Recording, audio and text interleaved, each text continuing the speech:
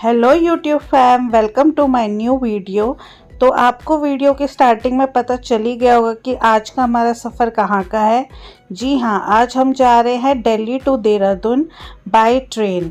तो हम पहुँच चुके हैं न्यू दिल्ली रेलवे स्टेशन और हमारी ट्रेन रहेगी शताब्दी की, जो कि 6:45 AM की है। और हम लोग सुबह सुबह ही निकल गए थे। 2 घंटे पहले हम लोग रेलवे स्टेशन पहुंच गए थे और ट्रेन बिल्कुल करेक्ट टाइम पे आ गई थी और 6:50 तक हम लोग डिपार्चर हो गए थे न्यू दिल्ली से। ट्रेन का नंबर आपको स्क्रीन में दिख गया होगा और ट्रेन के स्टार्ट होने के बाद हमें टी और बिस्किट वगैरह प्रोवाइड किया गया और उसके 1-1.5 घंटे बाद हमें ब्रेकफास्ट दिया गया, जो कि ठीक ठाक था टेस्ट में। और ट्रेन की बात करें तो ट्रेन काफ़ी अच्छी थी और अच्छी स्पीड पकड़े हुए थी और बाथरूम वगैरह और पूरा कोच वगैरह सब बहुत क्लीन था। तो हमें इस ट्रेन की टिकट पड़ी 950 रुपीज़ पर पर्सन की। अगर आप एक बजट ट्रिप करना चाहते हैं तो आप दूसरी ट्रेन से भी जा सकते हैं और वहाँ के जनरल कोच या स्लीपर कोच में भी टिकट ले सकते हैं, जो कि बहुत कम पैसे में होती है। हर कोई जो भी ट्रिप प्लान करता है उनको ये लगता है कि काफ़ी पैसा वेस्ट हो जाता है या बहुत एक्सपेंसिव पड़ जाता है एक ट्रिप को प्लान करने में। लेकिन मैं आपको कुछ कुछ चीज़ें बता सकती हूँ इस वीडियो के दौरान, जिससे आपको एक बजट ट्रैवलिंग करने में हेल्प मिलेगी। तो इस ट्रेन की ड्यूरेशन कुछ 5 आवर्स की थी। हम लोग 6:50 तक निकले थे न्यू दिल्ली से और हम यहाँ पे अब देहरादून रेलवे स्टेशन पहुँच गए हैं, जो कि 12:50 तक हम यहाँ आ चुके हैं अभी।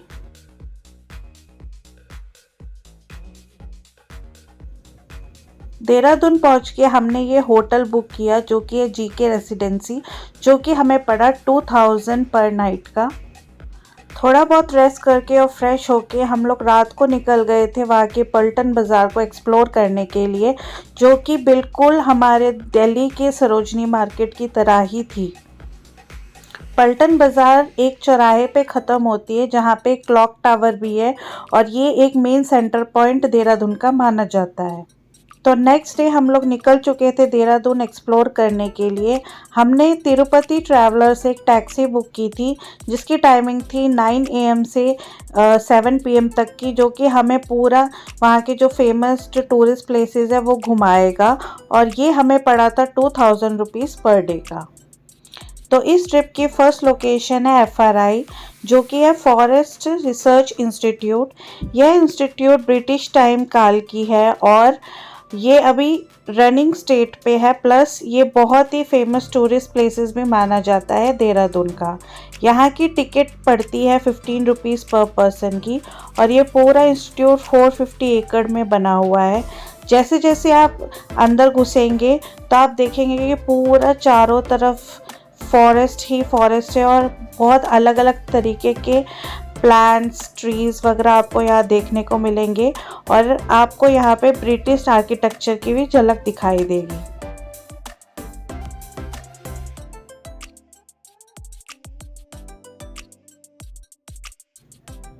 आप सामने देख सकते हैं कि इस बिल्डिंग का आर्किटेक्चर और डिज़ाइन कितना ही डिफरेंट है और कितना पुरानी बिल्डिंग है ये।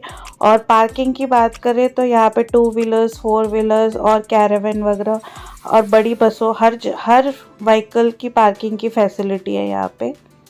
यहाँ पे बहुत लोग इसलिए भी विज़िट करते हैं क्योंकि ये बहुत ही अच्छा प्लेस है वीडियोग्राफी और फोटोग्राफी वगैरह के लिए। यहाँ पे प्री वेडिंग शूट्स वगैरह भी होते हैं। और अगर आप यहाँ पे ध्यान से देखें इस बिल्डिंग को, तो इस बिल्डिंग में काफ़ी बॉलीवुड मूवीज़ की भी शूटिंग हुई है, जैसे कि स्टूडेंट ऑफ द ईयर 2 और कृष्णा कॉटेज, और भी बहुत सारी मूवीज़ है जो यहाँ पे शूट की गई है। इसके अंदर म्यूज़ियम भी है, जहाँ पे आप अलग से टिकट लेके विज़िट कर सकते हैं और उसके अंदर आप इंफॉर्मेशन गेन कर सकते हैं फॉरेस्ट के बारे में, अलग अलग प्लांट्स और ट्रीज़ के बारे में। और जो लोग इन सब चीज़ों में इंटरेस्ट रखते हैं उनके लिए तो ये बिल्कुल पैराडाइज़ है।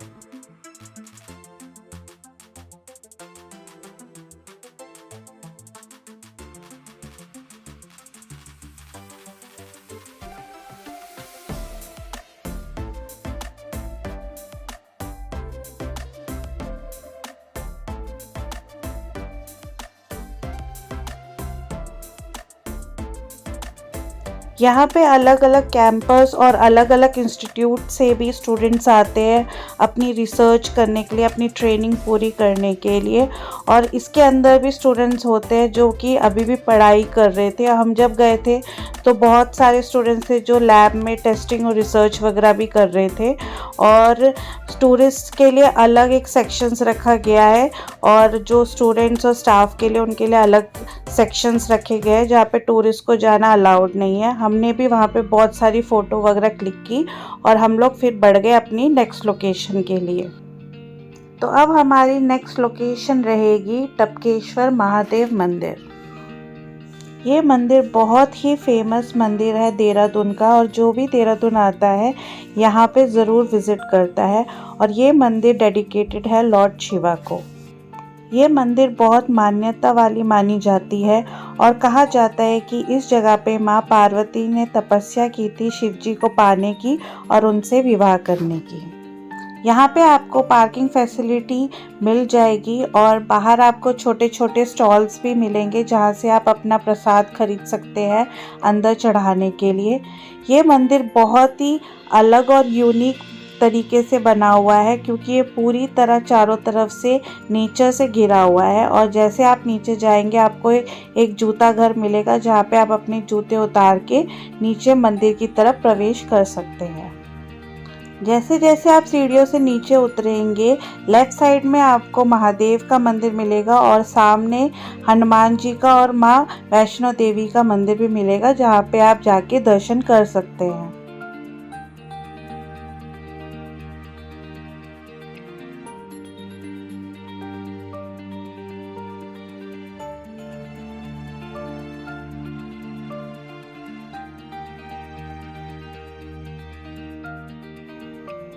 ये जो मंदिर है बहुत ही मान्यता वाली मंदिर है और इसको मान्यता इसलिए भी बनाता है क्योंकि इस मंदिर के अंदर एक शिवलिंग है जो कि नेचुरली फॉर्म हुआ है और उसके ऊपर नेचुरली जो पानी है वो टपकता रहता है 24 घंटे और उस शिवलिंग का अभिषेक करता रहता है। ये जो मंदिर है ये पूरी तरीके से गुफा के अंदर बना हुआ है और यहाँ पे शिव जी के अलावा और भी अलग भगवान की प्रतिमा के आप दर्शन कर सकते हैं, जैसे कि गणेश जी हो गए, हनुमान जी हो गए और यहाँ पे अलग अलग स्वरूप के शिवलिंग भी स्थापित किए गए हैं। आप देख सकते हैं ये मंदिर कैसे चारों तरफ से नेचर से घिरा हुआ है। आप नेचर के भी यहाँ पे एक अलग मज़ा ले सकते हैं, एक अलग आप एक्सपीरियंस कर सकते हैं। और इस मंदिर के बिल्कुल बीचों बीच एक रिवर भी बहती है और उसमें काफ़ी सारी मछलियाँ भी थी और आप देख सकते हैं कि वहाँ पे जो टूरिस्ट आए थे वो काफ़ी इंजॉय कर रहे थे इस रिवर में उतर के।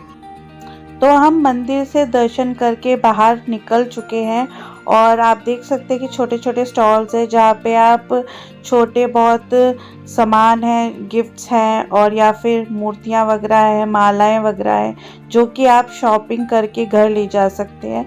और बाहर रेस्टोरेंट्स वगैरह भी थे जहाँ पे आप खा पी भी सकते हैं। तो मैं बजट ट्रिप की प्लानिंग कहूँ तो हमने ये जो ट्रिप है वो इस तरीके से प्लान किया। हमारे साथ हमारी एक फ्रेंड भी आई हुई है और हमने क्या किया, हमने जो होटल रूम है वो एक ही लिया और होटल रूम और ये जो टैक्सी का एक्सपेंस है वो हमने आपस में डिवाइड किया, जो कि हमें काफ़ी फ़ायदेमंद पड़ा एक ट्रिप जर्नी प्लान करने में।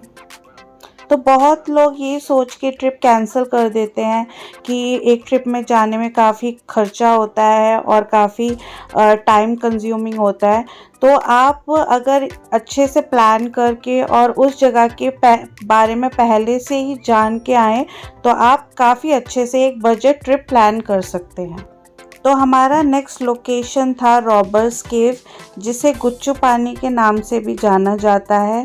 और यहाँ की आप पूरी सराउंडिंग देखो तो यहाँ पे अच्छी खासी पार्किंग की फैसिलिटी है। ये एक केव है जिसके अंदर हमें पानी के अंदर चल के जाना पड़ता है। तो आप सामने देख सकते हैं कि ऐसे चप्पलें मिलती हैं, तो आप या तो यहाँ से स्लीपर्स ख़रीद सकते हैं जो कि 10 रुपीज़ पड़ता है इसका रेंट, नहीं तो आप अपने घर से खुद का स्लीपर्स भी ला सकते हैं जो कि वाटर में आपको चलने में ईजी हो। यहाँ की टिकट की बात करें तो यहाँ की टिकट थी 35 रुपीज़ पर पर्सन की, जो कि बहुत ही लो प्राइस और वर्थ इट लगी मुझे यहाँ के हिसाब से। जैसे जैसे आप अंदर जाओगे आपको दिखेगा कि एक रिवर बहती हुई दिखेगी, और आप आगे चलते जाओगे तो आपको बहुत सारे रेस्टोरेंट्स भी दिखेंगे जहाँ पे आप बैठ के खा पी सकते हैं। और हम जब चलते जा रहे थे ना तो हमें ऐसा लग रहा था कि पता नहीं क्या है, बस चलते ही जा रहे, कुछ है नहीं देखने के लिए।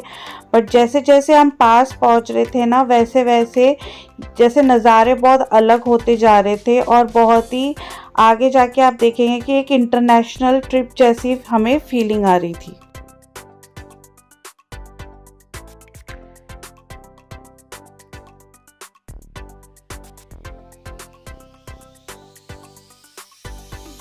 तो आपको पानी के अंदर चलना है तो आपको ड्रेस वगैरह तो चेंज करनी पड़ेगी।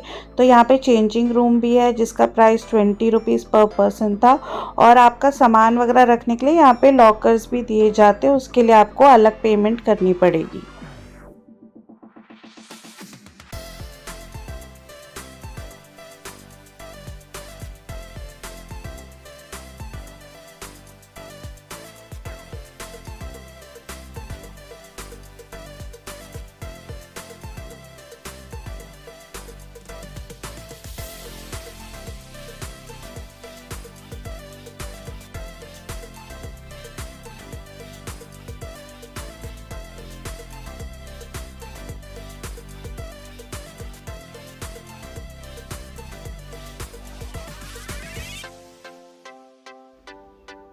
मेनली इस प्लेस को रॉबर्स केव इसलिए बोला जाता है क्योंकि ब्रिटिश टाइम पे यहाँ पे जो रॉबर्स हुआ करते थे, जो कि चोरी करके गहने वहने जो लूट के लाते थे, वो यहाँ पे आके अपना डेरा बसाते थे और यहाँ आके छुप जाते थे। क्योंकि ये पूरा बंद है और बिल्कुल केव है ये पूरा, और यहाँ पे जैसे वाटरफॉल वगैरह होता था तो यहाँ पे कोई एज इट इज़ कोई आता नहीं था यहाँ पे, तो वो यहाँ पे अपना पूरा रॉबरी का सामान वगैरह यहाँ पे लाके वो छुप जाते थे।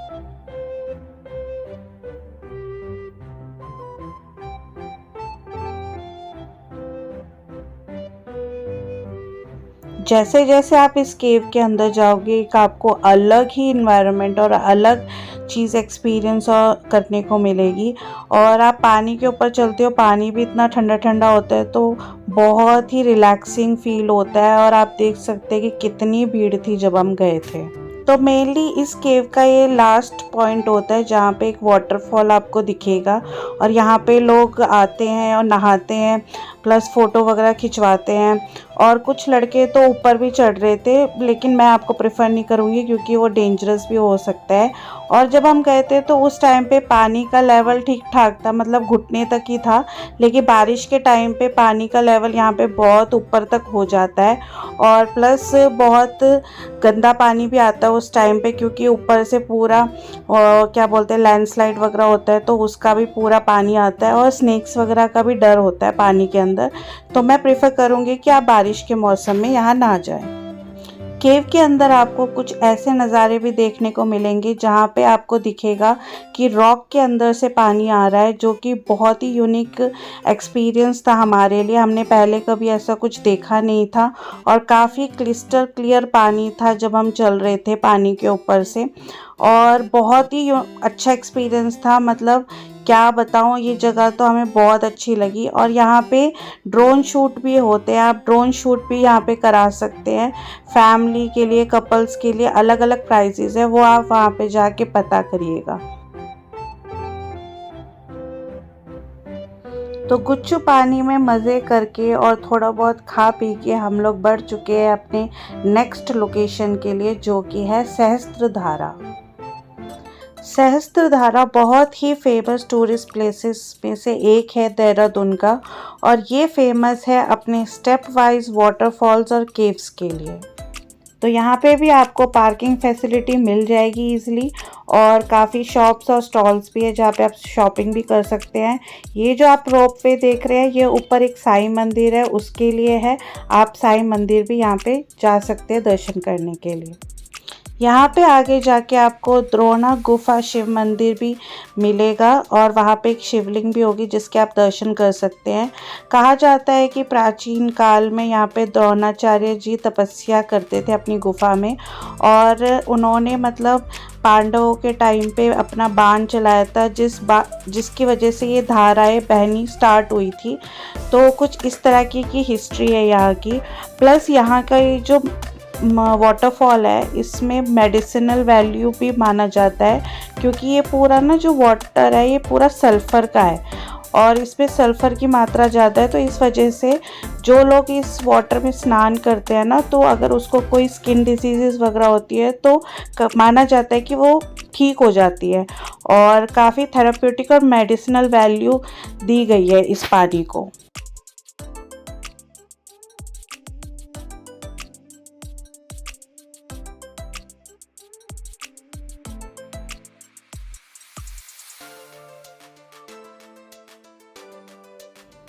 लेकिन अगर हम इसकी हिस्ट्री को साइड में रखें और बस इस पानी को देखते रहे तो बहुत ही रिलैक्सिंग फील होता है। आप देख सकते हैं कि बिल्कुल बारिश के पानी की तरह लग रहा है गिरते हुए और आप जैसे इसके नीचे जाके खड़े होते हैं ना तो जब उसकी बूंदें आपके फेस पे गिरती है तो बहुत ही रिलैक्सिंग फील होता है और बहुत आपका माइंड जैसे एक अलग ही दुनिया में चला जाता है। तो अगर आप देहरादून आए तो इस जगह को बिल्कुल मिस मत करिएगा, ज़रूर एक्सपीरियंस कीजिएगा, देखिएगा कि आपको कितना अच्छा लगेगा और आपका माइंड एक अलग जोन में चला जाएगा।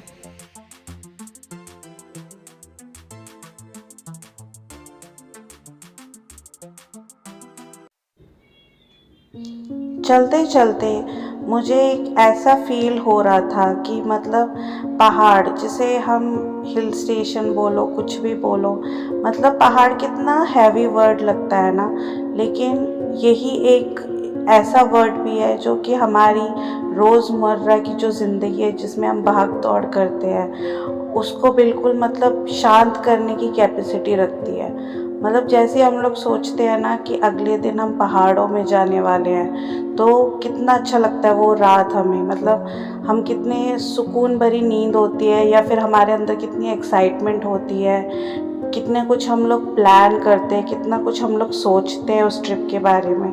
तो ये पहाड़ पर जितना हमें भारी लगता है ना उतना ही सुकूनदायक भी है। यहाँ के रास्तों से गुज़रते गुज़रते एक एहसास हो रहा था कि हम जो ज़िंदगी से पाना चाहते हैं उसको पाने के चक्कर में जो हम भाग दौड़ करते हैं उस वजह से हम कितना कुछ खो देते हैं लाइफ में। यही सोचते सोचते अब हम आ पहुँचे अपने नेक्स्ट लोकेशन पे जो कि है माइंड रोलिंग मोनेस्ट्री, जो कि एक बुद्धा टेम्पल है और बहुत ही फेमस टूरिस्ट प्लेसेस में से एक है देहरादून के। यहाँ पे जैसे ही आप अंदर घुसेंगे तो आपको बुद्धिज़्म, स्पिरिचुअलिटी, कल्चर, आर्ट और एक अलग ही काम इन्वायरमेंट का एक्सपीरियंस होगा।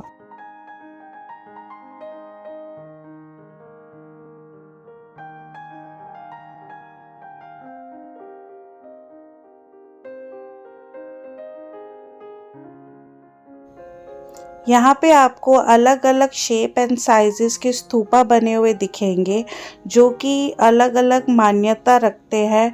उसके बारे में अगर आप इंफॉर्मेशन चाहते हैं तो वहाँ पे काफ़ी मतलब बोर्ड्स वगैरह लगे हुए हैं जिसे आप पढ़ के उसके बारे में आप जानकारी ले सकते हैं। और आप देख सकते हैं कि ये पूरा ही जो बुद्धिस्ट टेम्पल है ये पूरा इन्वायरमेंट से घिरा हुआ है और यहाँ पे मंकीज़ वगैरह भी थे लेकिन वो किसी को हार्म नहीं कर रहे थे।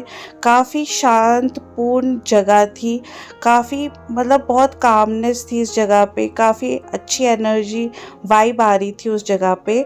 वहाँ पे थोड़ी देर बैठ के आप इंजॉय कर सकते हैं, इन्वायरमेंट को देख सकते हैं, आसपास की जगहों को और फोटोग्राफी भी कर सकते हैं। और इस टेम्पल के अंदर आने के लिए कोई टिकट प्राइजेस नहीं है।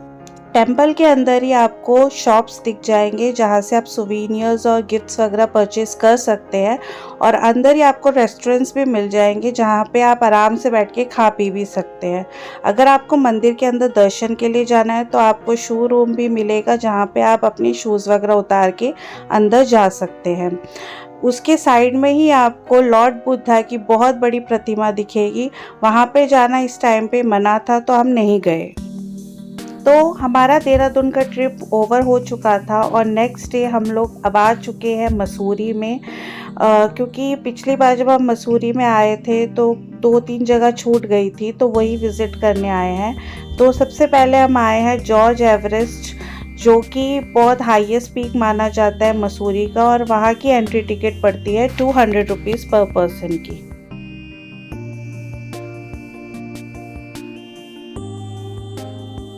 बहुत ही सुंदर प्लेस है और जैसे ही आप इस प्लेस में आएंगे तो आपको एक फ़ील होगा कि आप जैसे कि मिनी कश्मीर में आ गए हैं। मतलब इसका जो आसपास का एरिया है और जो भी सराउंडिंग है ना, वो आपको कश्मीर की याद तो ज़रूर दिलाएगी।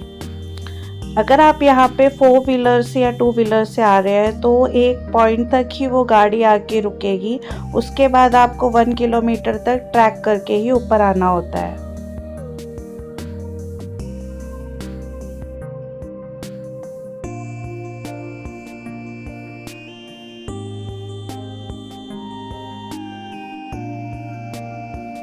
आप इसके ये जो आप रास्ता देख रहे हैं सामने से, आप इसके ऊपर तक भी और आगे ट्रैक करके जा सकते हैं, लेकिन आपको आगे जाके अपना नाम, एड्रेस वगैरह यहाँ पे लिखवाना होता है। क्योंकि आगे जाके जैसे अगर कोई टूरिस्ट है जो ऊपर जाके फंस गया और वापस वो नीचे 6 बजे तक नहीं आता है, तो यहाँ के जो लोकल्स गाइड्स वगैरह है वो ऊपर जाके उनको देख सके और ट्रैक कर सके कि कौन वापस नीचे आ चुका है। तो इसलिए वो आपकी यहाँ पे जो आप सामने देख रहे हैं ना, वो वहाँ पे आपकी थोड़ी बहुत इन्फॉर्मेशन वगैरह लेते हैं।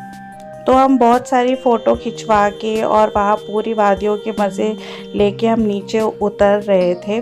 और आप इस ट्रैक वाले रास्ते की बात करूँ ना, तो ये भी बेस्ट ट्रैक था मेरा। मतलब पूरी वादियों से घिरा हुआ और बहुत कामनेस, बहुत रिफ़्रेशिंग, बहुत ही अच्छा एक्सपीरियंस था। और यहाँ पे एक और बात मैं आपको बता दूँ, यहाँ पे हेलीकॉप्टर राइड की भी फैसिलिटी है। अलग अलग प्राइजेस है, मतलब कुछ किलोमीटर्स के और पर पर्सन के हिसाब से। तो आप ये सामने देख सकते हैं पॉज करके। जैसे हम नीचे उतर रहे थे तो मेरी नज़र इस एक शॉप पे पड़ी, जो कि मतलब बिल्कुल ही बंजर पड़ी हुई थी और क्लोज थी। तो मतलब चलते चलते ना एक ख्याल आ रहा था कि एक टाइम पे यहाँ पे कितने लोग बैठे होंगे, कितनी कहानियाँ हुई होंगी और कितने मतलब प्लान्स हुए होंगे, कितनी किलकारियाँ गूंजी होगी यहाँ पे, और कितने लोग यहाँ पे मज़े कर रहे होंगे, फ़ोटो वगैरह खिंचवा रहे होंगे। तो मन में ना ऐसे चलते चलते ख्याल आ रहा था कि मतलब लाइफ कितनी अनप्रिडिक्टेबल होती है ना, कि नेक्स्ट आवर में हमारे साथ क्या हो जाए हमें पता नहीं। तो मैं तो इतना ही बोलूँगी कि अपने लाइफ के हर मोमेंट को ज़रूर एंजॉय करना चाहिए, पता नहीं आगे कब क्या हो जाए। तो मैं पहले मसूरी आ चुकी हूँ और मैंने एक वीडियो भी बना रखा है मसूरी के फेमस टूरिस्ट प्लेसेस का। आप वहाँ पे जाके चेकआउट कर सकते हैं बाकी जो टूरिस्ट प्लेसेस है कि आप कहाँ कहाँ जा सकते हैं मसूरी में। मैं अपने डिस्क्रिप्शन बॉक्स में उसका लिंक दे दूँगी, आप वहाँ जाइए और उस वीडियो को आप देख सकते हैं। तो हमारा लास्ट लोकेशन है प्रकाशवेर महादेव मंदिर, जो कि डेडिकेटेड है लॉर्ड शिवा को। और ये मंदिर इतनी मान्यता वाली और इतनी प्रसिद्ध इसलिए है क्योंकि यहाँ पे स्फटिक शिवलिंग स्थापित की गई है। मतलब यहाँ पे जो शिवलिंग है ना, वो जैसे बर्फ़ की बनी हुई है, बर्फ़ जमी हुई है और वो कभी पिघलती नहीं है। तो बहुत ही मान्यता है इस मंदिर की। और यहाँ पे एक और ख़ासियत है कि यहाँ पे आप पैसे वगैरह या डोनेशन वगैरह नहीं दे सकते, यहाँ पे बिल्कुल मनाही है। बस आप अपना प्रसाद लेके यहाँ पे दर्शन करके जा सकते हैं। तो यहाँ पे भी हम लोग आए और जो भी मसूरी और देहरादून आता है वो इस मंदिर पे ज़रूर आता है दर्शन करने के लिए। तो नेक्स्ट डे होटल से चेकआउट करके हम निकल चुके हैं वापस दिल्ली के लिए। हम दिल्ली वापस वंदे भारत में जा रहे हैं, जिसका हमें टिकट पड़ा 950 रुपीज़ पर पर्सन का। और हमारा देहरादून का एक्सपीरियंस बहुत ही अच्छा था और मैं ज़रूर प्रेफर करूँगी कि आप यहाँ पे आए और अपना टाइम स्पेंड कीजिए। अपने रोज़मर्रा की ये जो भागदौड़ वाली ज़िंदगी है, दिनचर्या, इनसे टाइम निकालिए और ज़रूर अपनी लाइफ को मौका दीजिए खुश होने का। मिलती हूँ आपको एक नेक्स्ट वीडियो के साथ, तब तक के लिए बाय बाय।